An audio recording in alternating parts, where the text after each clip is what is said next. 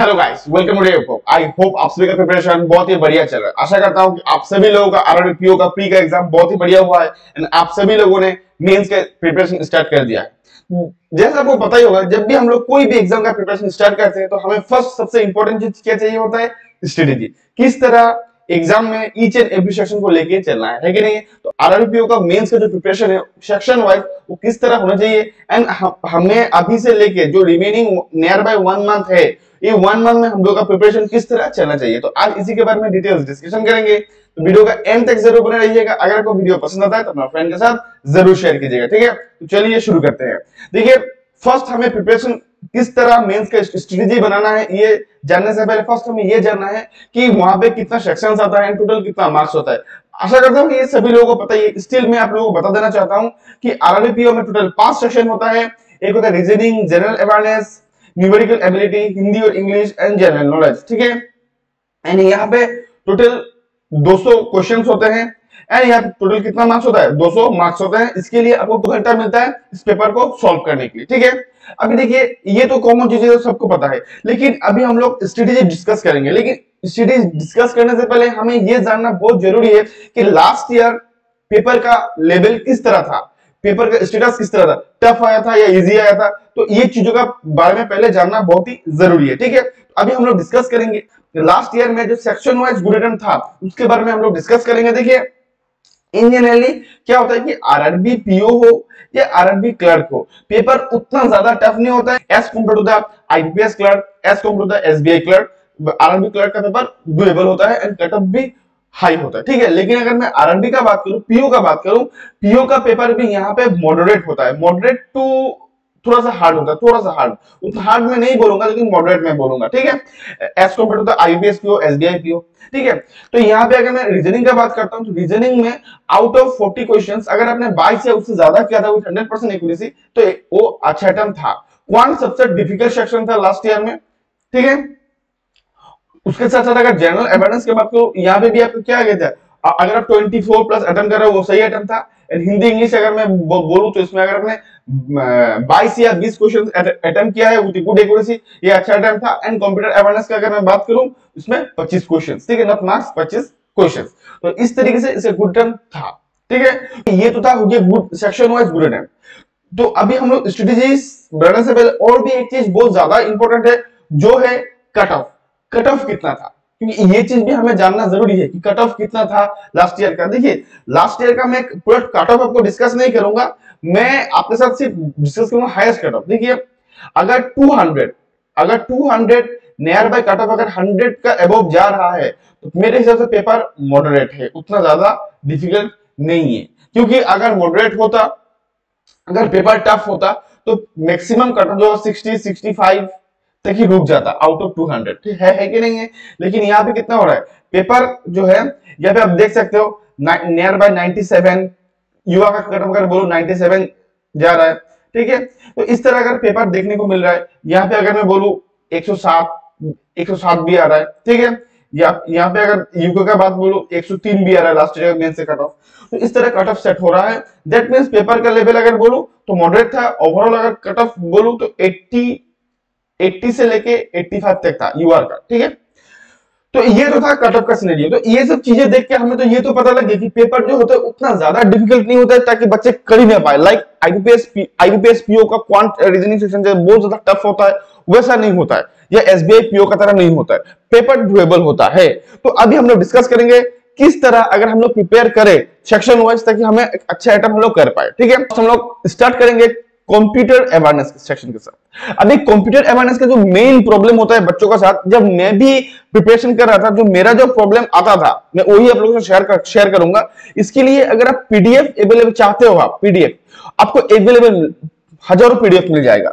आप अगर गूगल पे जाकर सर्च करते हो कि पीडीएफ चाहिए कंप्यूटर अवेयरनेस का बैंकिंग के लिए, कई सारा पीडीएफ आपको मिल जाएगा। लेकिन प्रॉब्लम क्या होता है कि बच्चे ये पीडीएफ पढ़ के चीजों को समझ नहीं पाते हैं, चीजों को अंडरस्टैंड नहीं कर पाते, ठीक है? तो बच्चों को रिक्वायरमेंट क्या है कि एक ऐसा प्लेलिस्ट हो जो टॉपिक वाइज हो। सही है सर, टॉपिक वाइज हो एंड चीजों को एक्सप्लेन किया हो, ठीक है?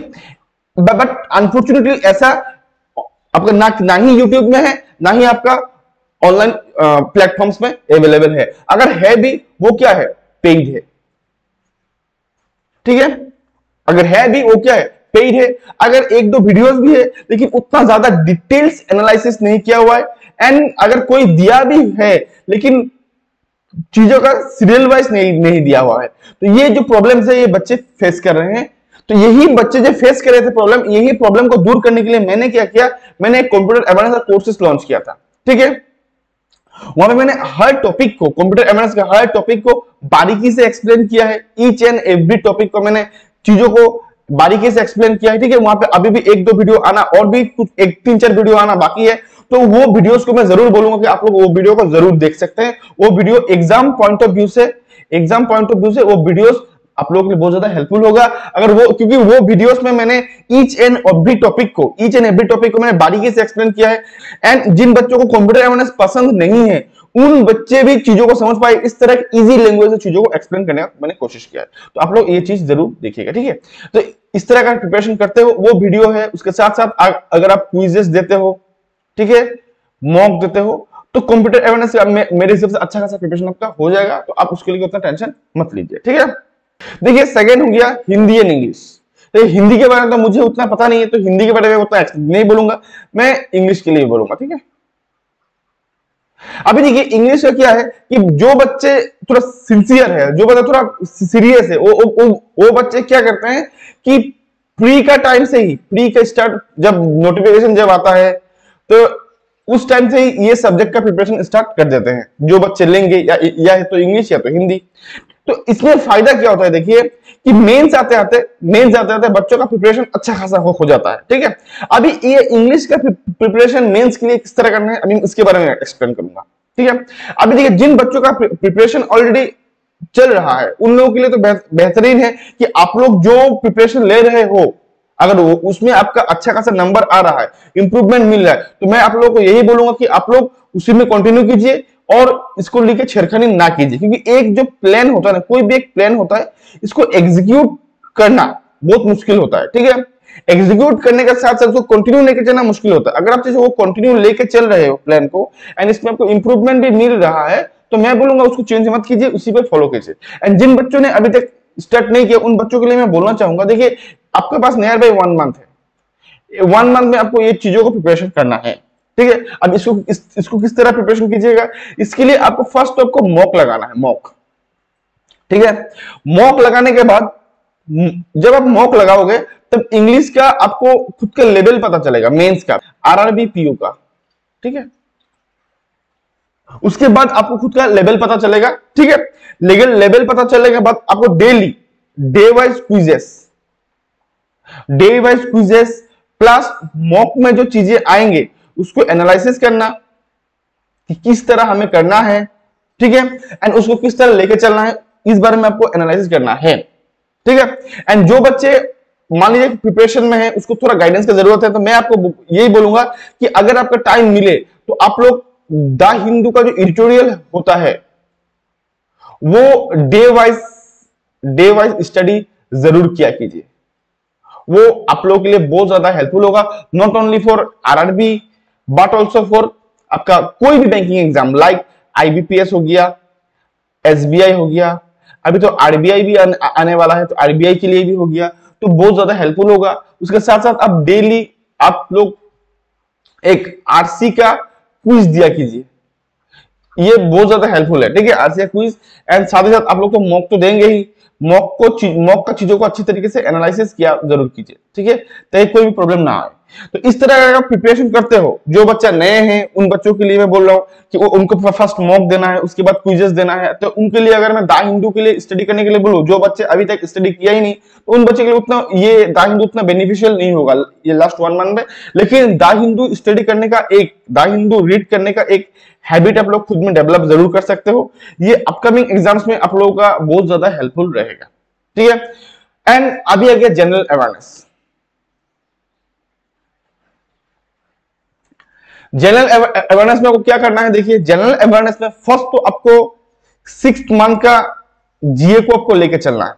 लेकिन लास्ट ईयर से ऐसा सीन है कि कुछ भी क्वेश्चंस, कोई भी क्वेश्चंस आ रहा है, कुछ आपका हिस्ट्री रिलेटेड भी क्वेश्चंस आ रहा है, कभी कभी थोड़ा जियो, एक दो क्वेश्चन जियोग्राफी रिलेटेड भी आ रहा है, लाइक एसएससी टाइप जो क्वेश्चंस पूछा जाता है ना, उस टाइप क्वेश्चंस आ रहा है।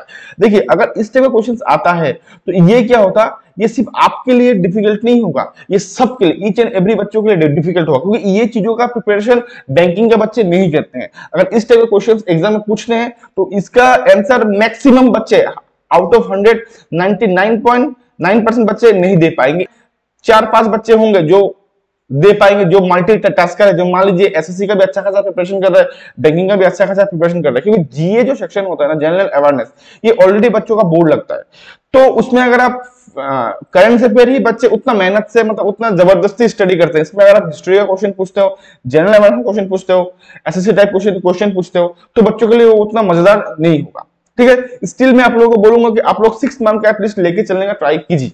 लेकिन जो बच्चे ऑलरेडी प्रिपरेशन में है उनको तो प्रॉब्लम नहीं होगा, क्योंकि वो बच्चे ऑलरेडी में है, उन बच्चों के लिए मैं नहीं बोलूंगा। लेकिन जिन बच्चों ने अभी तक प्रिपरेशन स्टार्ट नहीं किया, करने वाला है, उन बच्चों के लिए बोलना चाहूंगा मिनिमम आप 6 मंथ का लेके चलिए, क्योंकि 6 मंथ्स का पूछा जाता है। ठीक है, एंड स्पेशली फोकस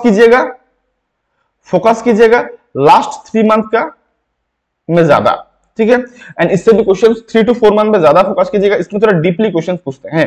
देखिए अभी इसको स्टडी किस तरह करना है, फर्स्ट जो बच्चे का देखिए ऑलरेडी प्रिपरेशन चल रहा है, उन बच्चे का तो प्रॉब्लम है ही नहीं, बिकॉज उन बच्चे तो अपना हिसाब से लेके चल रहा है।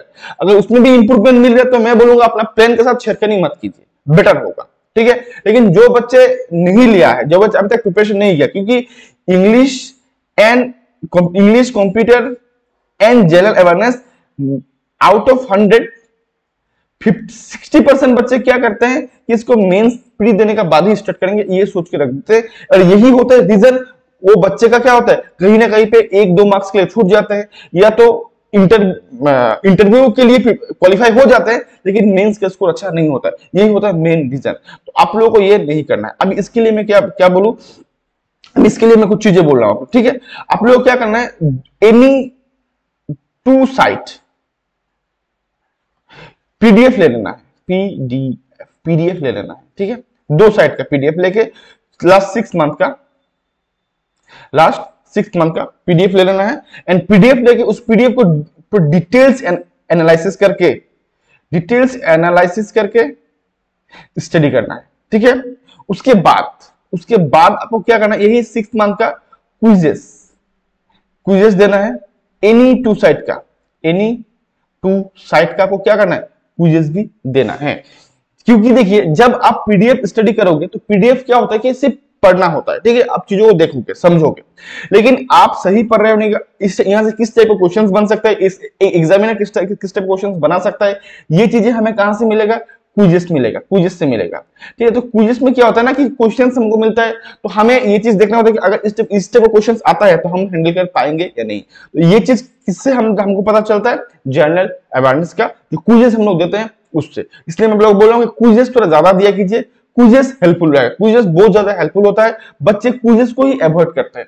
आपको जहां से पसंद हो वहां से दीजिए, वैसे कोई मैंडेटरी नहीं कि यही साइड से देना है, वही साइड से देना है। अगर इसमें भी कुछ प्रॉब्लम हो रहा है तो आप मुझे बोलिए, मैं इसमें आप लोगों का जरूर मदद कर दूंगा। ठीक है, अगर साइट के लिए चाहिए या पीडीएफ, कौन सा पीडीएफ लो, ये अगर चाहिए तो कमेंट बॉक्स में जरूर मेंशन कीजिएगा, मैं उसके बारे में आपको एक्सप्लेन कर दूंगा। ठीक है, इस तरह आपको 6 महीने का पीडीएफ स्टडी करना है, उसके साथ साथ क्विजेस दीजिए। ठीक है, एंड मॉक तो आप लगाओगे, जब मॉक लगाओगे, मॉक का जो क्वेश्चंस मिलेंगे, मॉक का जो क्वेश्चंस आएगा ना आपका 40 क्वेश्चंस, उस 40 क्वेश्चंस को अच्छी तरीके से एनालिसिस जरूर कीजिएगा।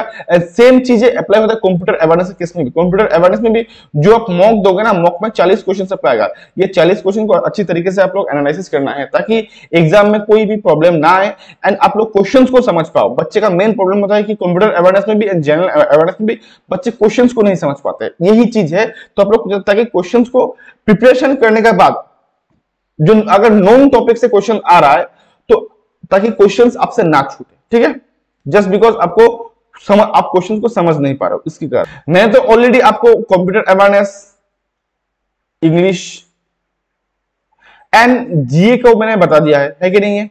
अभी मैं आप लोगों के साथ शेयर करूंगा क्वांट का एंड रीजनिंग का, लेकिन ये शेयर करने से पहले मैं लास्ट ईयर का आपको पेपर, लास्ट ईयर का जो कौन सा टॉपिक के ऊपर क्वेश्चन आया था, इस बार मैं आप लोगों के साथ शेयर करना चाहूंगा। ठीक है, फर्स्ट अगर मैं रीजनिंग का बात बोलूं, देखिए रीजनिंग में क्या आया था, फ्लोर एंड फ्लैट पजल आया था 8% आया था, अनसर्टेन लीनियर अरेंजमेंट आया था, मंथ बेस्ड पजल आया था, डेजिग्नेशन बेस्ड पजल आया था, ब्लड रिलेशन आया था, डायरेक्शन सेंस आया था, वर्ड बेस आया था, नंबर बेस आया था, सिलॉक्स आया था, data sufficiency and logical reasoning. ठीक है, अभी देखिए यहां का अगर मैं गुड टाइम बोलूं तो 24 प्लस था। ठीक है, अभी देखिए अगर 24 प्लस अगर आउट ऑफ 40 आप मेंस एग्जाम में स्पेशली पीओ में अगर आप कर रहे हो, मेरे हिसाब से पेपर मॉडरेट है, उतना डिफिकल्ट नहीं है, पेपर डुएबल है, पीओ का पेपर डुएबल है। अभी देखिए यहाँ का और एक चीज है कि आपको यहाँ पे ध्यान देना होगा, आपको अभी जो ये 1 मंथ है, आप लोग तो कि बच्चे रिमेनिंग सब्जेक्ट रिमेनिंग सेक्शंस का प्रिपरेशन नहीं करते मेंस के लिए, लेकिन क्वांट एंड रीजनिंग का प्रिपरेशन मेंस के लिए करते रहते हैं। तो इसमें अगर आप प्रिपरेशन कर रहे थे तो इसमें मैं बोलूंगा अभी आपको क्या करना है, मेंस के लिए पजिल एंड डीआई, क्वांट का डीआई, तो इस टाइम बाद में बताऊं, पजिल का ज्यादा प्रिपरेशन करना है, क्योंकि देखिए कम से कम आपका 20 मार्क्स का आपको क्या आ रहा है, पजिल से क्वेश्चन आ रहा है। ठीक है, तो ये चीजों को ऊपर आपको देना है, ये इसको अच्छी तरीके से प्रैक्टिस करना है। ठीक है, उसके बाद यहाँ पे देखिए लॉजिकल रीजनिंग होता है। ये लॉजिकल रीजनिंग क्या होता है कि उतना ज्यादा डिफिकल्ट नहीं होता है, अगर चीजों को आप समझ पाते हो, सिचुएशन को आप समझ पाते हो, तो आप इजीली 5 आउट ऑफ 5 आप ले सकते हो।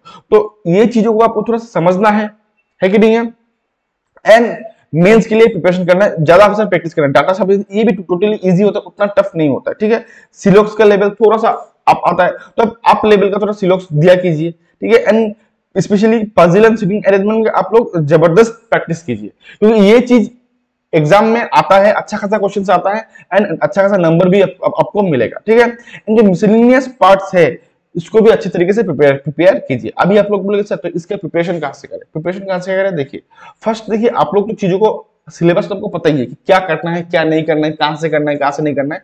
मैं स्टिल बता दे रहा हूं, कोई भी पेड कोर्स लेने का जरूरत नहीं है, आप मॉक दीजिए अच्छी तरीके से, फर्स्ट मॉक देना है। ठीक है, ओके सर, मॉक में क्या करना है, जितना भी क्वेश्चन आपसे बने वो तो बनाना ही है, उसके बाद जो रिमेनिंग क्वेश्चन जो बचेगा रिमेनिंग को अच्छी तरीके से एनालिसिस करना है। ठीक है, एंड मान लीजिए कोई एक दो पजल ऐसा होगा कि इतना ही डिफिकल्ट दिया जाएगा वो बनेगा ही नहीं, 30 मिनट 40 मिनट लग जाएगा। तो मैं आप लोगों को ये बोलूंगा अगर ऐसा पजल आ रहा है जहां पे 30-40 मिनट लग रहा है, तो मैं बोलूंगा इसको स्किप ना करना ही बेटर होगा, क्योंकि मेंस का अगर आप मॉक दे रहे हो वो भी पीओ का, तो उसमें ऐसा पॉसिबल नहीं होता कि आप 100% आप सॉल्व कर पाओ। ठीक है, इसमें आपका टाइम लगता है, तो इसमें हर क्वेश्चन आपका सॉल्व नहीं भी होगा, तो आपको उसको लेकर नहीं सोचना है, लेकिन आपको कोशिश करना है कि मैं मैक्स टू मैक्स पेपर को मैं सॉल्व कर पाऊं। ठीक है, लेकिन यही चीज करना है, उसको अच्छी तरीके से एनालिसिस करना है फर्स्ट, वहां पे जितना भी पजल आ रहा है ना, पजल का प्रैक्टिस अच्छी तरीके से करना है। उसके बाद जो मिसलेनियस टॉपिक्स है लाइक सिलो हो गया, लॉजिकल रीजनिंग हो गया, डाटा सफिशिएंसी हो गया, इसका भी जबरदस्त प्रैक्टिस करना है, ताकि इस टॉपिक से अगर क्वेश्चंस आता है एग्जाम में आपसे ना छूटे। ठीक है, उसके बाद आपको क्या करना है, अगर आप गूगल पे जाओगे आपको प्रीवियस ईयर का मेमोरी बेस मिल जाएगा, मेमोरी बेस। ये जो मेमोरी बेस है इसको अच्छी तरीके से अपेयर करना है एंड इसको अच्छी तरीके से देखना है कि अगर ये पेपर ही आता है तो मैं किस तरह चीजों को हैंडल करूंगा। तो इस तरीके से अगर आप प्रिपेयर करते हो, मॉक दे रहे हो, प्रीवियस ईयर क्वेश्चन पेपर मार रहे हो, तो आई थिंक मेरे हिसाब से रीजनिंग के लिए सफिशिएंट होगा, उतना ज्यादा नहीं चाहिए। और सेम चीजें अप्लाई होता है क्वांट के लिए भी, तो क्वांट से डीआई के ऊपर बहुत ज्यादा क्वेश्चन आता है, नंबर सीरीज, क्वांटिटी 1 क्वांटिटी 2, ये टोटली अरिथमेटिक बेस्ड होता है। ठीक है, कैसलेट, problem on ages, mensuration, time and work, arithmetic, ये जो टॉपिक्स है, ये टॉपिक को अगर आप अरिथमेटिक टॉपिक को अगर आप स्ट्रॉन्ग करते हो, अरिथमेटिक टॉपिक को, तो इसके साथ साथ सिर्फ आपका अरिथमेटिक स्ट्रॉन्ग नहीं होगा, क्वांटिटी 1 क्वांटिटी 2, कैसलेट और रिमेनिंग जो पार्ट है उसको आप अच्छी तरीके से कर सकते हो। ठीक है, ये मिसिंग नंबर से ये थोड़ा उतना ज्यादा इजी नहीं आएगा, मिसिंग नंबर से वैसा नहीं आता कि देखने में इजी है, उतना ज्यादा इजी नहीं होता है, थोड़ा सा डिफिकल्ट होता है। ठीक है, अभी देखिए अगर मैं डीआई का बात बोलूं, डीआई भी आपका देखिए पीओ का है, थोड़ा सा तो मुश्किल होगा, लेकिन इसका प्रैक्टिस कहां से करें। अब मैं आपको बार बार बोल रहा हूँ कि आप मॉक दीजिए, आप लोगों के पास तो एक दो साइड का तो मॉक है ही है, उस मॉक को दीजिए। 10-10 तो मॉक होता ही है, तो 10-10 अगर मॉक है आपके पास तो 10-10 जितना भी, मान लीजिए 10 मॉक है आपके पास, 10 मॉक को इतना इतना बारीकी से चीजों को एनालिसिस कीजिए ताकि आपका ऐसा ना लगे कि मुझे कहीं पे कमी हो रहा है या मैं चीजों को मिस कर रहा हूं। एंड मैक्सिमम टॉपिक को आप अच्छी तरीके से, मैक्सिमम सेक्शंस को आप अच्छी तरीके से एनालिसिस कीजिए, डीपली एनालिसिस कीजिए। तो 40 क्वेश्चंस बनाना कभी भी पॉसिबल नहीं है, ठीक है। देखिए, तो ये बोलना थोड़ा मुश्किल, ये बोलना सही नहीं होगा कि, लेकिन अगर मान लीजिए कि आउट ऑफ 40 में अगर 20 क्वेश्चन आपसे बन रहा है, तो मैं बोलूंगा 20 क्वेश्चन ना छूटे, क्योंकि ये अगर छूट रहा है दैट मींस आप अपना मार्क्स को छोड़ कर, जो मार्क्स आपको लेना चाहिए आप वो मार्क्स छोड़ के आ रहे हो। तो बेटर क्या होगा, जब आप मॉक दोगे, मॉक जब दोगे उस मॉक को अच्छी तरीके से एनालिसिस कीजिए फर्स्ट। सेम प्रीवियस ईयर का पेपर को, प्रीवियस ईयर का जो पेपर है उस पेपर को अच्छी तरीके से देखिए कि आपका कोई भी टॉपिक पे कमी तो नहीं है। अगर कहीं भी प्रॉब्लम है, कुछ भी टॉपिक में अगर आपका प्रॉब्लम है, उस टॉपिक को अभी भी टाइम है, थोड़ा सा देख लीजिए 1 मंथ में। एंड 1 मंथ में देख के ये चीजों के ऊपर काम आपको करके उसके रिजल्ट को लाना है, क्योंकि आपके पास नियर बाय 1 मंथ ही है, उससे ज्यादा नहीं है। अगर आप ये अपॉर्चुनिटी को यूज नहीं कर पाते हो तो फिर आपको अपकमिंग एग्जाम का वेट करना पड़ेगा या तो आपका नेक्स्ट ईयर का वेट करना पड़ेगा, ठीक है। तो यही मैं बोल रहा हूँ कि चीजों के ऊपर थोड़ा ध्यान जरूर दीजिए एंड चीजों को अच्छी तरीके से कीजिए, अच्छी तरीके से चीजों को कीजिए ताकि हो जाए। स्पेशली इसलिए मैं बार बार बोल रहा हूँ कि मॉक जो है मॉक को दीजिए, मॉक को एनालिसिस अच्छी तरीके से देना से बड़ा बात नहीं है, एनालिसिस करना भी आपको पड़ेगा, ठीक है। एनालिसिस करने के साथ साथ अपना खुद का जो असेसमेंट है, खुद को वो असेसमेंट भी करना पड़ेगा कि कहाँ पे मैं गलती कर रहा हूँ, कहाँ पे गलती नहीं कर रहा हूँ, कौन सी जगह मुझे इंप्रूवमेंट, अभी भी इंप्रूवमेंट का रिक्वायरमेंट है। ये सब चीजें भी आपको ढूंढना है, खुद में ढूंढना है, उस पर ही आपको काम करके जाना है। जो आपका स्ट्रॉन्ग पार्ट है वो स्ट्रॉन्ग पार्ट को और भी थोड़ा स्ट्रॉन्ग करना है, एंड जो आपको वीक पार्ट को थोड़ा सा आपको स्ट्रॉन्ग में लेके जाना है ताकि एग्जाम में आप कोई भी गलती ना करो, ठीक है। आई थिंक आज जो मैंने आप लोगों को समझाया, ये डिटेल्स चारों सेक्शन के, 5 सेक्शन के बारे में, किस तरह आपको करना है, किस तरह लेकर चलना है, किस तरह आप विदाउट पेड कोर्स ना लिए भी आप चीजों को अच्छी तरीके से प्रिपरेशन कर सकते हो, ठीक है। तो अगर आपको वीडियो पसंद आता है तो अपना फ्रेंड के साथ जरूर शेयर कीजिएगा, ठीक है। एंड चैनल को सब्सक्राइब जरूर कीजिएगा, क्योंकि यही मुझे मोटिवेट करता है और भी वीडियोस बनाने के लिए, ठीक है। तो आज के लिए बस इतना ही। Till then, goodbye and thank you.